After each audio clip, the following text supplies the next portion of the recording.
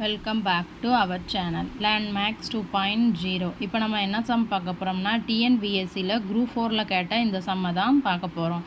அதாவது என்ன கொடுத்துருக்காங்க, ஒரு செவ்வகத்தின் நீளம் 3x+2 அலகுகள் அப்படின்னு கொடுத்துருக்காங்க மற்றும் அதன் அகலம் 3x-2 அலகுகள் எனில் அதன் பரப்பளவை காண்க. அதாவது x = 20 அலகுகள் அப்படின்னு கொடுத்துருக்காங்க.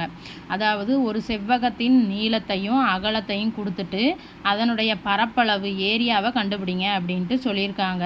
அதில் அவங்க என்ன பண்ணியிருக்காங்கன்னா நீளத்தை வந்து 3x+2ன்னு சொல்லியிருக்காங்க. அதே மாதிரி அகலத்தை வந்து 3x-2 அப்படின்னு சொல்லிட்டு எக்ஸோட வேல்யூ என்னன்னு கொடுத்துருக்காங்க, 20 யூனிட்ஸ் அப்படின்னு கொடுத்துருக்காங்க.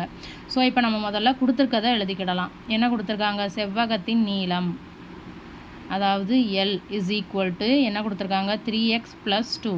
அதில் அவங்க என்ன பண்ணியிருக்காங்க, எக்ஸோட வேல்யூ வந்து 20ன்னு கொடுத்துருக்காங்க. ஸோ நான் அதை அப்ளை பண்ண போகிறேன். அப்போ இது என்னவாகும், 3 × 20 60 ஆகும். 60 + 2 62 யூனிட்ஸ்னு கிடச்சிருமா. இது வந்து லென்த்து. அப்புறம் செவ்வகத்தின் அகலம் என்ன கொடுத்துருக்காங்க, B = 3x-2. இப்போ எக்ஸோட வேல்யூ என்ன, 20 யூனிட்ஸ். ஸோ அதை அப்ளை பண்ணோம்னா நமக்கு 60 - 2 வந்து 58ன்னு கிடைக்குமா, 58 யூனிட்ஸ். இது வந்து அகலம். ஸோ அப்போ நம்ம நீளத்தையும் கண்டுபிடிச்சிட்டோம், அகலத்தையும் கண்டுபிடிச்சிட்டோம். நமக்கு வந்து செவ்வகத்தின் பரப்பளவு ஃபார்முலா என்ன தெரியும், நீளம் × அகலமா. ஸோ அப்போ நீளம் எவ்வளவு, 62, அகலம் எவ்வளவு, 58. ஸோ இப்போ இந்த ரெண்டத்தையும் மல்டிப்ளை பண்ணால் நமக்கான ஆன்சர் கிடச்சிரும்.